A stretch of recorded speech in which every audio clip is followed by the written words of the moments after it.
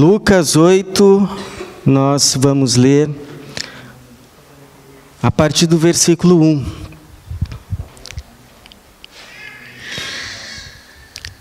Queria perguntar para você, como anda a sua caminhada com Jesus? Ou talvez aonde você está nessa sua caminhada? Porque, por duas razões. Primeiro, porque tem muita gente que confunde a caminhada com Jesus com coisas que, na verdade, fazem parte da caminhada com Ele, mas não necessariamente são a caminhada com Ele. Por exemplo, tem gente que confunde caminhar com Jesus em saber coisas a respeito de Jesus. Inclusive, saber informações a respeito da palavra de Jesus. Há pessoas que podem, inclusive, se aprofundar muito nisso. E há casos na história da igreja de pessoas que, assim, chegaram muito tempo depois à conclusão que, embora conhecesse muito a respeito, informações a respeito dele, não tinham ainda um relacionamento com ele. Isso não é estranho. Porque Tiago diz assim: crês tu que Deus é um só? Fazes bem, mas os demônios também. Eles creem e estremecem. Obrigado, Diogo. Então, conhecer fatos, informações a respeito de Jesus e da palavra de Jesus faz parte da caminhada com Jesus, mas não resume a caminhada com Jesus. Faz parte, mas não é a. Há outros que entendem que a caminhada com Jesus, a vida cristã, consiste num comportamento moral aceitável. Eu não mato, eu não roubo, eu não fumo, eu não adultero, eu trabalho direitinho. Ótimo, louvado seja o Senhor. Com certeza, uma pessoa que anda com Jesus vai ter o seu comportamento transformado. É lógico, aqueles que estão em Cristo, nova criatura são, as coisas velhas já passaram, tudo se fez novo, maravilha. Mas também é verdade que muita gente que não tem essa confissão de fé que nós temos, que tem outra confissão, que confessam inclusive outros deuses, ou confessam deuses nenhum. Há ateus que possuem também um comportamento moral aceitável e, em alguns casos, inclusive, superior a muitos que se declaram cristãos.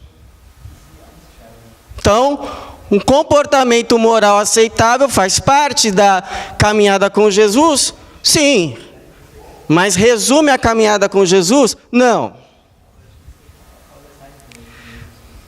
Há outros que entendem a caminhada com Jesus, a vida cristã, com o cumprimento de algumas práticas devocionais, orar, ler a Bíblia, jejuar, congregar. Essas coisas fazem parte da caminhada com Jesus? Fazem. Jesus orava, Jesus jejuava, Jesus tinha um profundo conhecimento das Escrituras. Jesus é quem fundou a igreja e nos chamou para sermos um só corpo. Então, praticar essas coisas fazem parte da vida cristã, Mas não resumem a vida cristã, até porque, se tais práticas devocionais não forem observadas no espírito correto, no espírito de Jesus, elas inclusive podem produzir coisas que não têm nada a ver com Jesus, como por exemplo orgulho farisaico.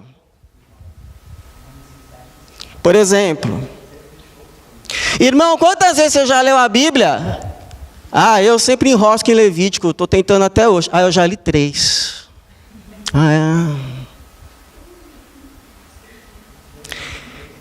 Irmão, você jejua?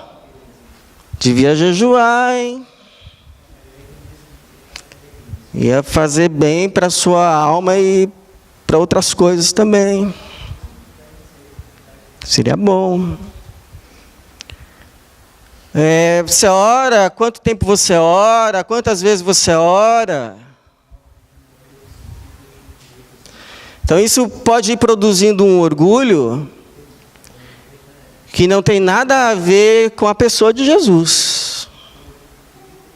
Aliás, se todas essas coisas não estão criando em mim, em você, a humildade de Jesus, produzindo em nós o caráter de Jesus, mas pelo contrário, tem nos tornado orgulhosos, a ponto de a gente começar a olhar os outros de cima para baixo, então é bom a gente repensar.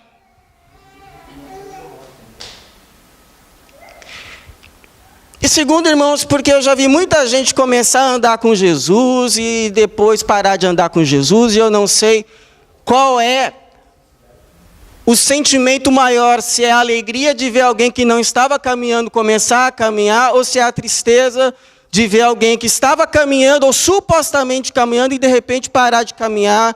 E é por isso que Jesus nunca se iludiu com multidão, nunca. Jesus nunca se iludiu com multidão. Tanto que depois aqui que ele anda aqui de povoado em povoado, ele olha, tem uma multidão seguindo ele, ele começa a contar a parábola do semeador e diz assim, olha, tem gente que é igual um terreno que recebe a semente, mas depois as preocupações da vida, outros interesses sufocam a semente, e essa é como uma terra, uma planta que não vem amadurecer, o fruto não amadurece. Teve uma outra vez que ele viu uma multidão seguindo ele, ele virou para trás e disse assim, é o seguinte, quem não renunciar tudo que tem, não pode ser meu discípulo. Acho que às vezes isso aí trazia um constrangimento para os discípulos. Poxa, Jesus, uma multidão seguindo, o Senhor dá uma palavra dura dessa. Então a minha pergunta hoje para você não é se você quer seguir Jesus, se você seguiu Jesus, andou com Jesus, se pensa em andar com Jesus, andou, já não está andando mais, a minha pergunta é se você está andando hoje com Ele. No que consiste essa caminhada? O que consiste essa caminhada? Se não é necessariamente saber coisas a respeito dEle, se não é necessariamente ter um comportamento moral aceitável, se não é simplesmente praticar coisas que dizem respeito à devoção, o que é a caminhada com Jesus? O que consiste? Então, primeiro, irmãos, espero que para nós seja como um check-up. Um gabarito. E a gente possa, então, entender hoje aonde que a gente está nessa caminhada. Ou mesmo se a gente está nela. Então, primeiro, irmãos, a caminhada com Jesus consiste e começa num verdadeiro encontro com Ele. Pessoal, vivo, verdadeiro. Porque o texto aqui que a gente leu diz que Jesus, ele não apenas ia anunciando o evangelho do reino de Deus, mas que ele ia pessoalmente de cidade em cidade anunciando o evangelho do reino de Deus. Ou seja, as pessoas que ouviam Jesus pregando sobre o evangelho do reino de Deus, não apenas ouviam a mensagem que há um rei que é dono e proprietário de tudo. Desse ar que você está respirando, desse chão que você está pisando, desse corpo em que você está habitando, mas que chegará o dia, e está chegando, em que esse rei pedirá conta de tudo. Mas antes desse dia chegar, esse rei, ele está oferecendo perdão gratuito em Jesus. E aqueles que receberem Jesus não apenas serão perdoados da sua má administração, de não dar bola para o proprietário, não apenas serão perdoados, mas serão recebidos como filhos e filhas nesse reino. E ao serem recebidos como filhos e filhas desse rei, nesse reino, não apenas poderão viver eternamente nesse reino, mas inclusive reinarão com ele. Porque Jesus disse que ao vencedor ele concederá de sentar-se no trono com ele. Como ele venceu e sentou-se no trono com seu Pai. Então me diga se isso não são boas notícias. Quem ouvia Jesus pregando isso, não apenas ouvia essas boas notícias, está te sendo oferecido pelo rei, pelo proprietário, pelo Senhor de tudo, o perdão de graça. Receba. E você vai ser perdoado, você vai ser recebido como filho, por um pai amoroso que te ama, e que não vai pôr nenhuma carga sobre você, mas vai te chamar para reinar com ele. Não apenas ouviu essa boa notícia a respeito do reino do rei, porque está dizendo o texto, se você está aí com a sua Bíblia aberta, que a pregação de Jesus era a respeito do evangelho do reino de Deus. É essa mensagem que eu acabei de anunciar aqui. É isso que eles ouviam. Mas eles não apenas ouviam essa mensagem a respeito do evangelho do reino de Deus, mas eles tinham um encontro com o próprio rei, com o próprio Jesus, com a própria luz. E isso é significativo. Porque quando eu ouço a respeito do evangelho do reino de Deus, eu posso chegar à convicção de que para participar desse reino é necessário perdão. Mas quando eu não apenas ouço, mas tenho um encontro com aquele que é o rei, o anunciador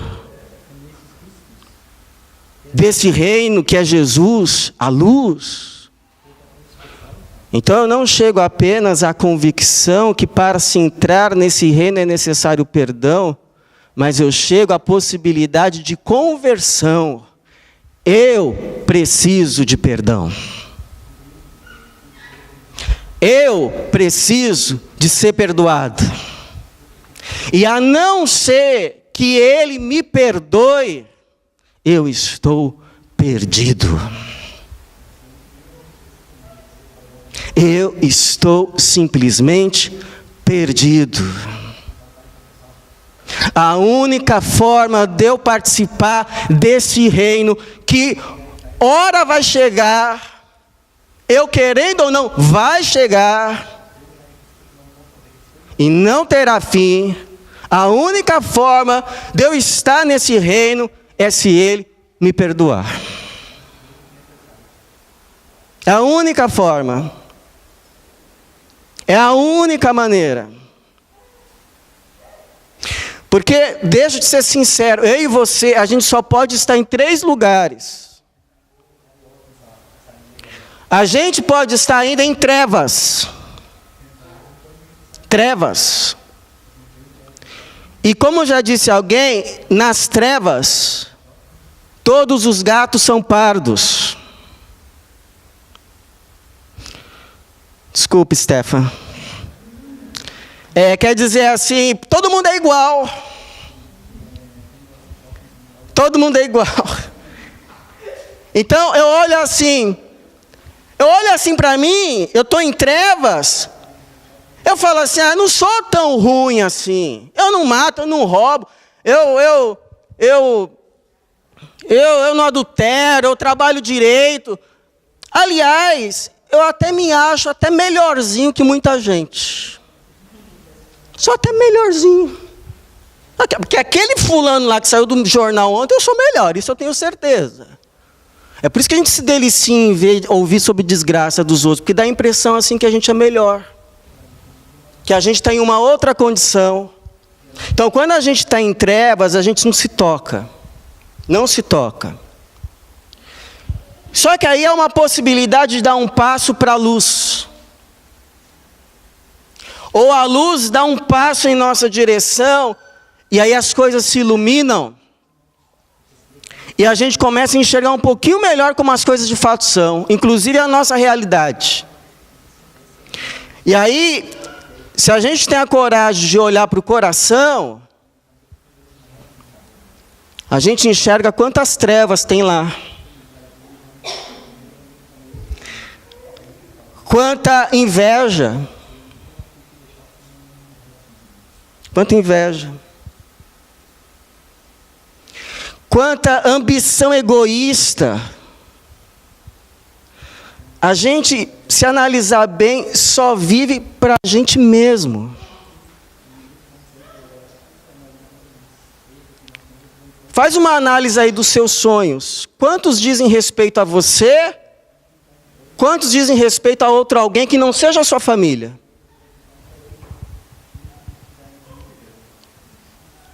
A gente enxerga rivalidade, partidarismo,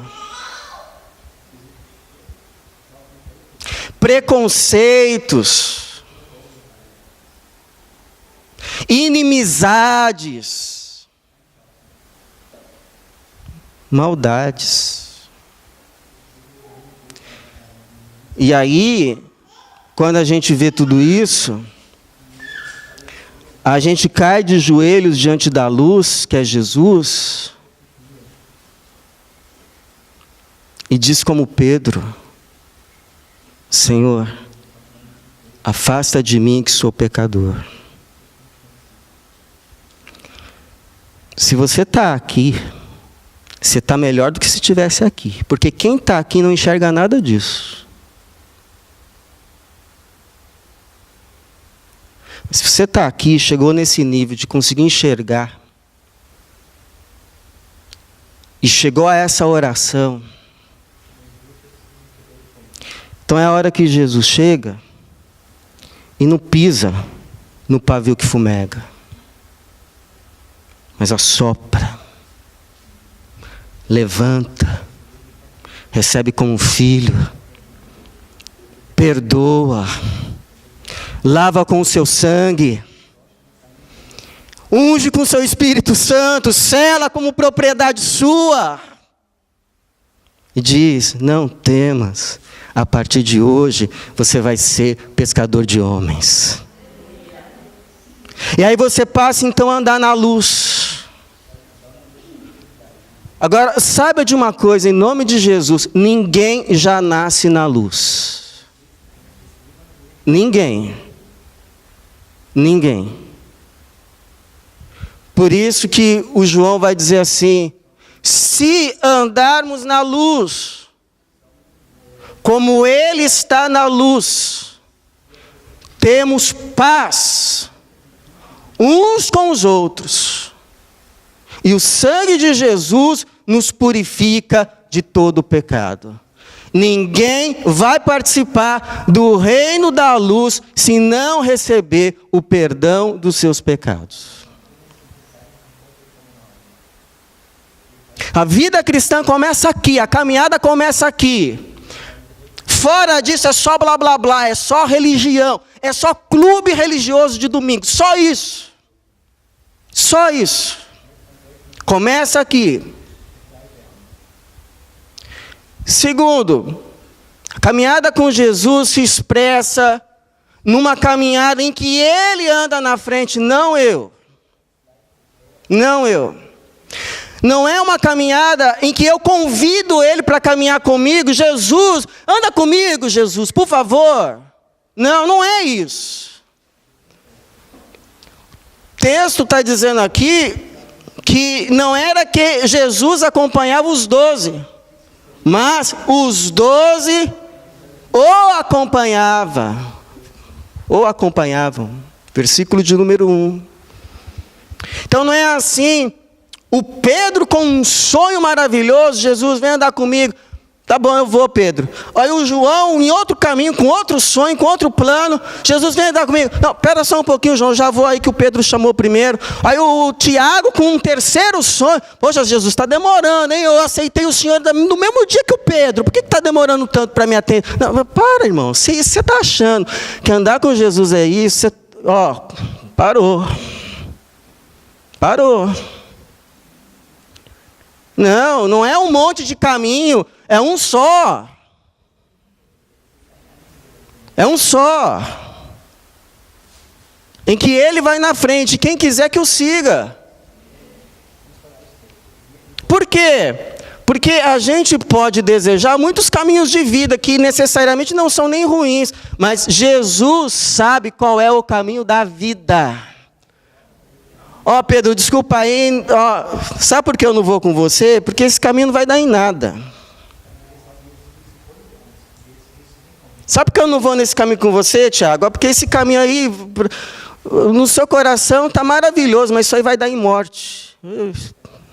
Você quer o caminho da vida? Vem comigo. Vem comigo.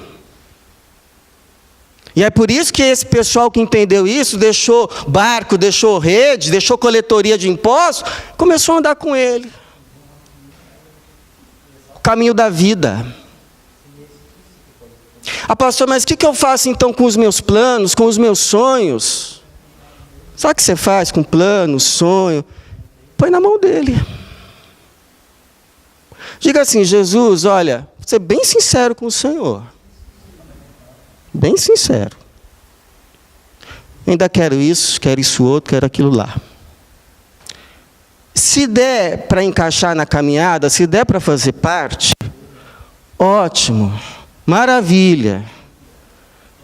Louva ao Senhor e vou ser grato ao Senhor. Mas isso daqui tudo que eu falei é empecilho para eu caminhar com o Senhor?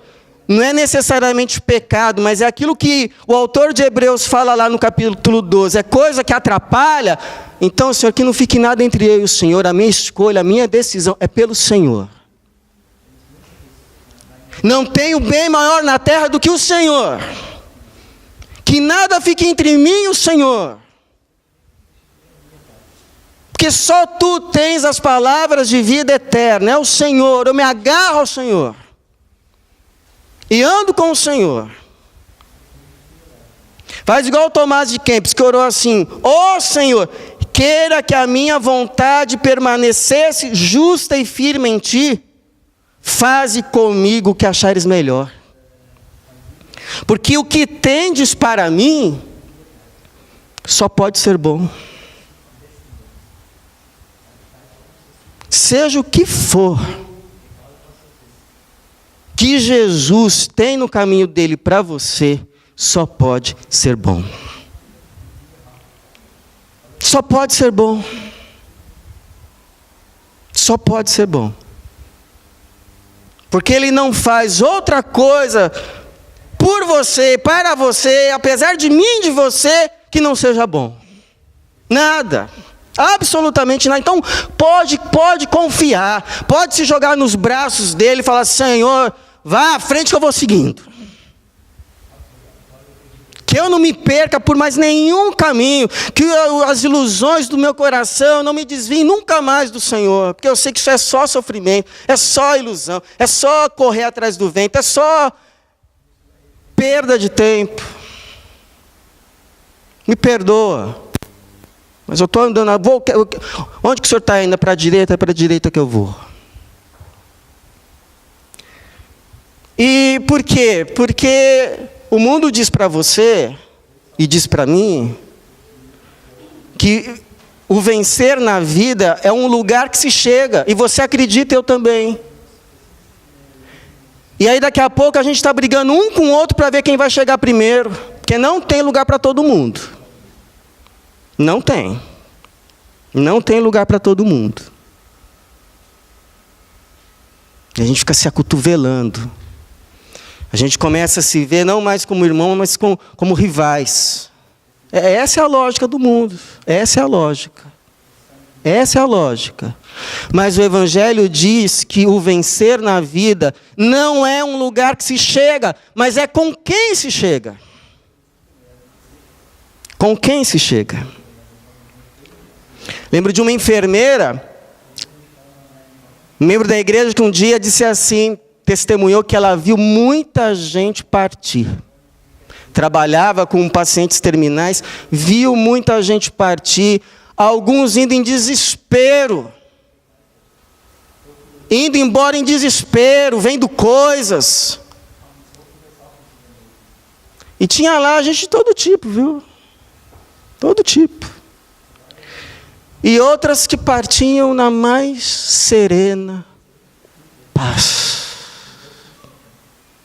Mais serena paz. Como uma senhora de idade, que disse assim para ela uma manhã: fulana, hoje à noite Jesus me disse que Ele vai vir me buscar hoje. Ah, é, senhora? É, Ele me disse. Tá bom. E o testemunho dela é que foi mesmo. A senhora partiu naquele dia, na maior da serenidade e da plena paz de Jesus. E é assim que eu quero ir também.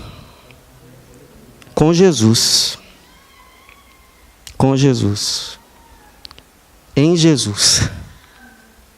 Em paz. Em paz com Deus. Em paz com as pessoas. Em paz comigo. Eu acho que você também. Terceiro, essa caminhada, essa vida cristã, ela se dá em salvação. Não só dos infernos que vêm depois da morte, mas dos infernos antes da morte, porque o texto continua e diz assim que algumas mulheres que haviam sido curadas de espíritos malignos e de doenças também iam com ele, Maria chamada Madalena, da qual haviam saído 7 demônios. 7. Ou seja, o inferno não estava fora dela, estava dentro dela. Dentro dela. Se eu te pergunto, qual é o inferno que habita dentro de você?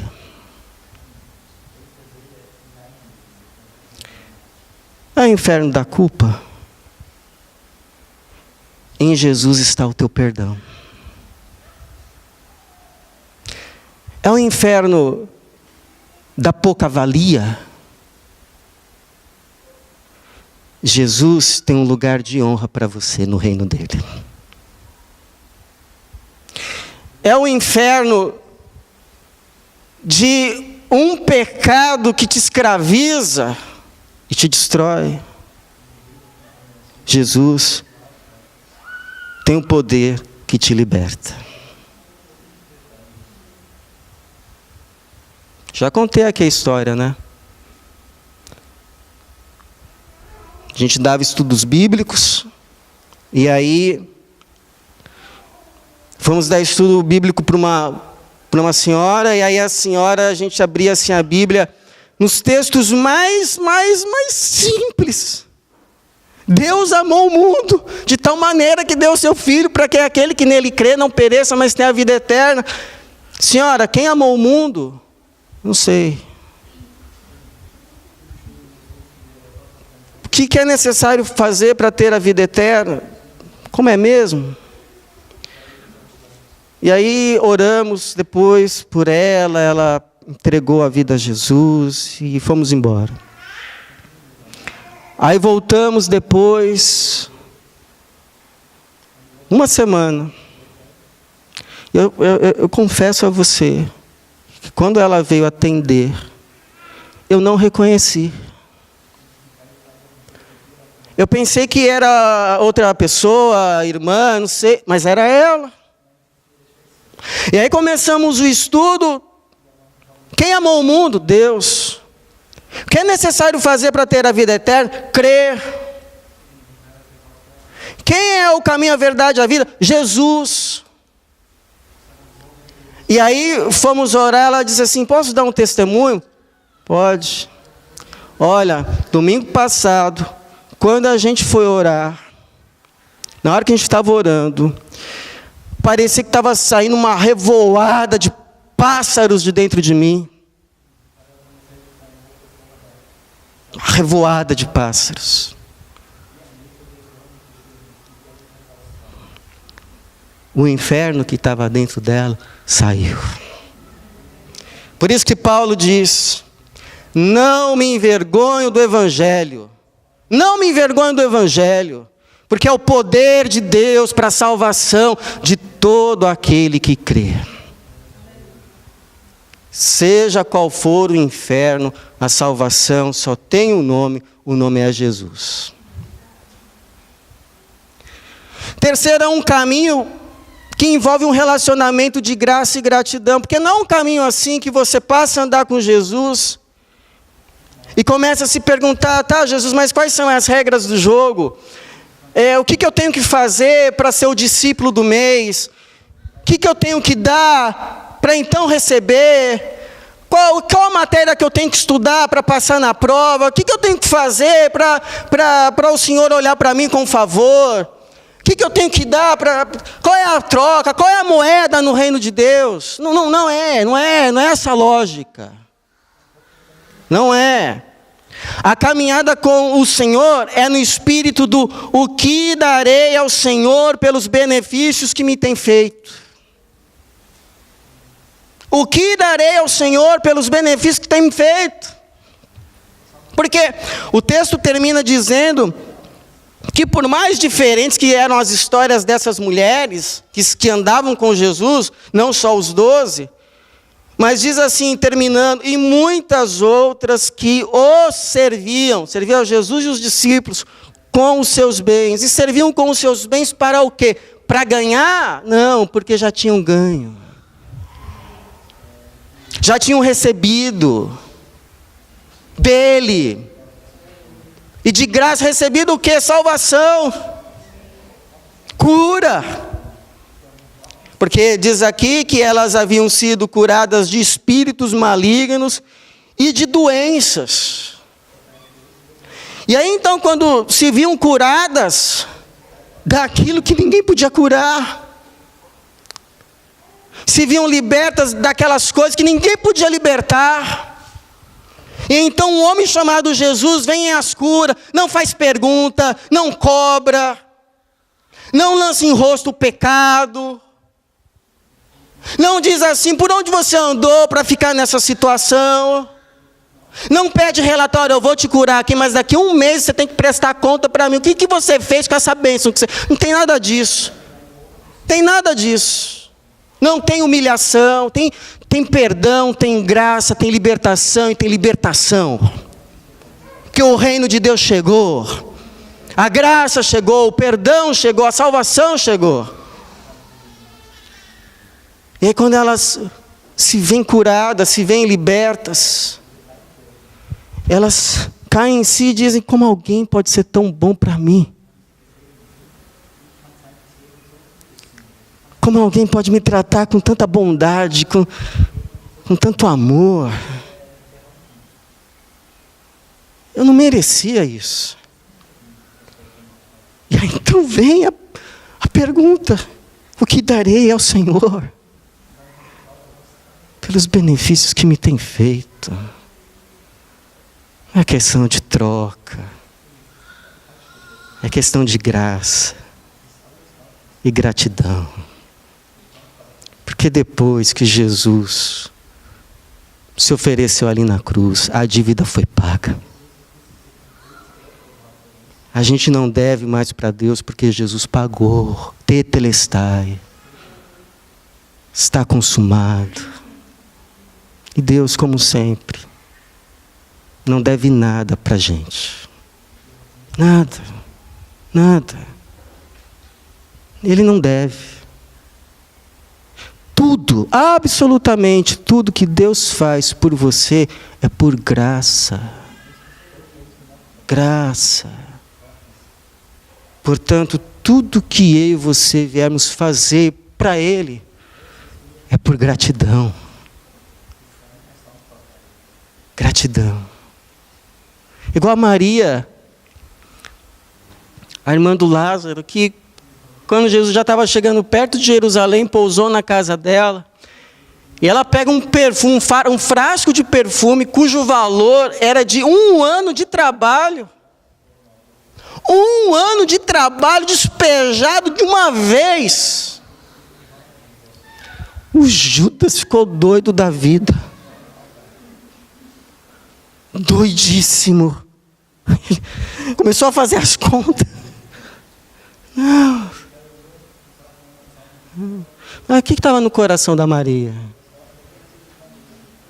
O que é um frasco de perfume que custa 1 ano de trabalho para alguém que ressuscitou o meu irmão? Trouxe da morte,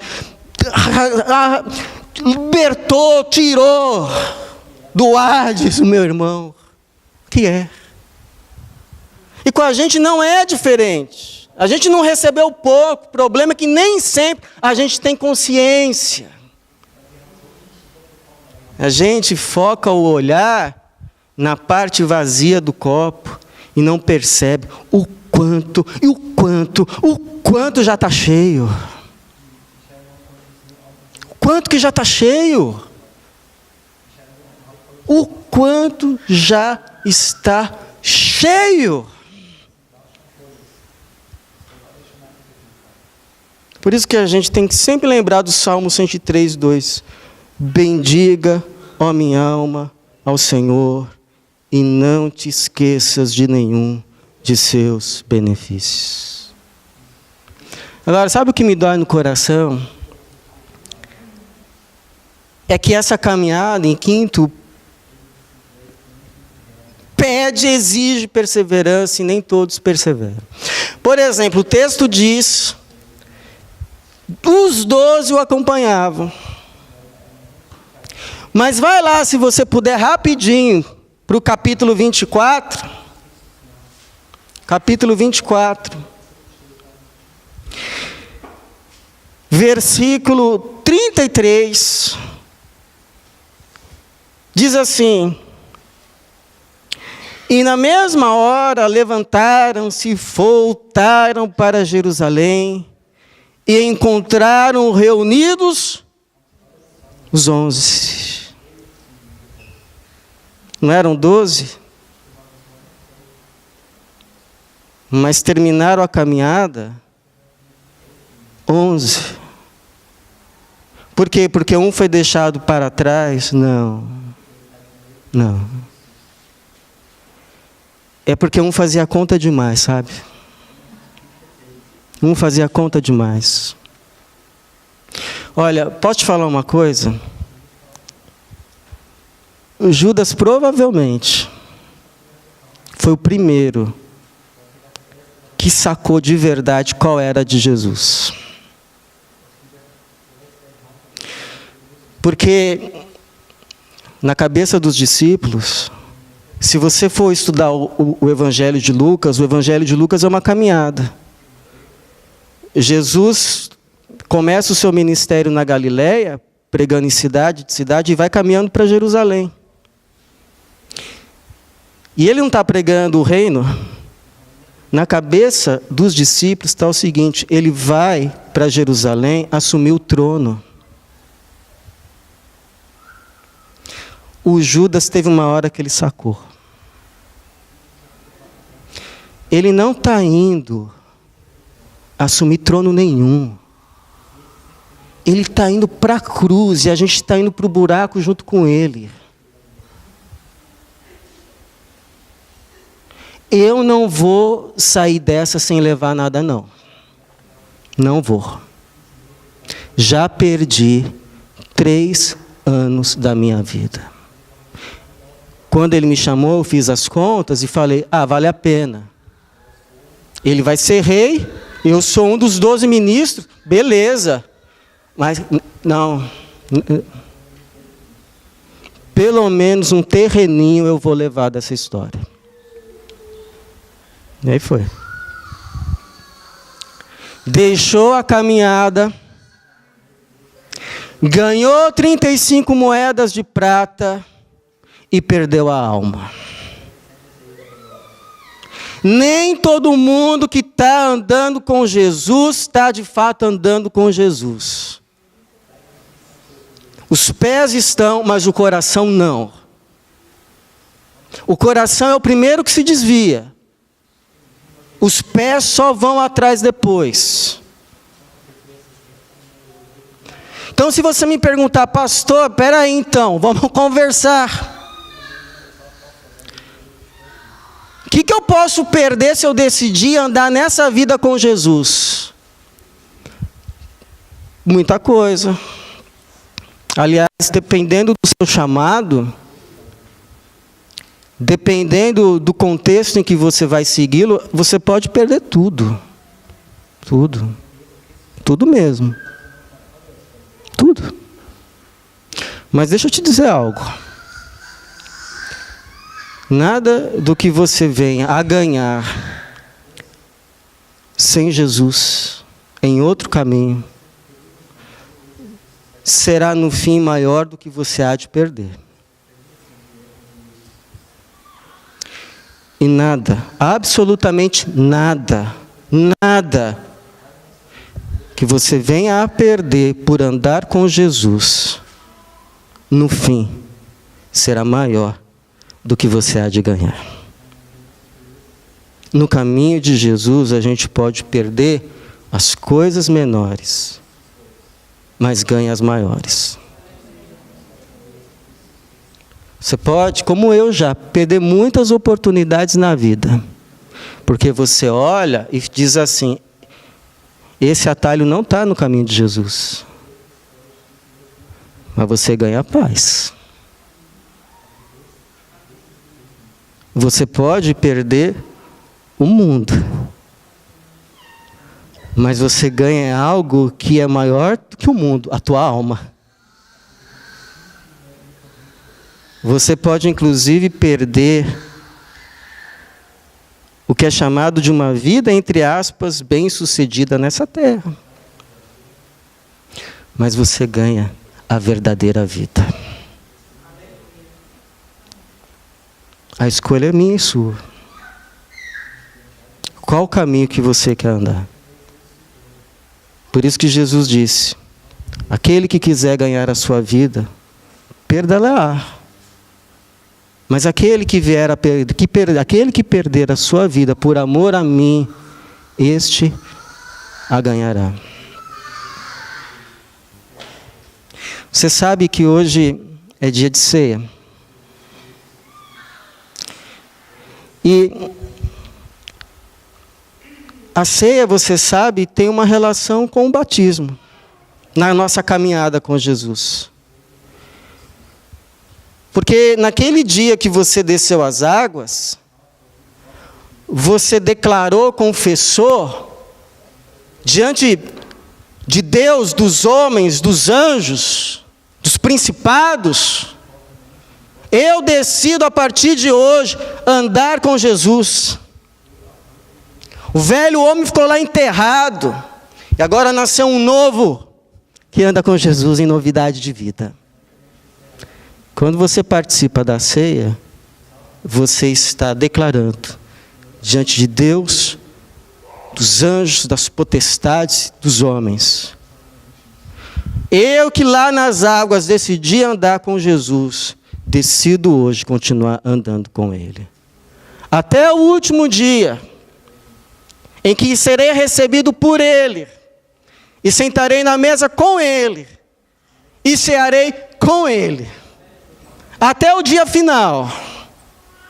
E Jesus diz que esses que andarem com Ele nessa terra, andarão vestidos de branco com Ele no céu, para a glória de Deus. Amém. A minha oração é essa. Se você não está no caminho, então venha. Se você já esteve, volte. Se você está, persevere. Em nome de Jesus. Amém.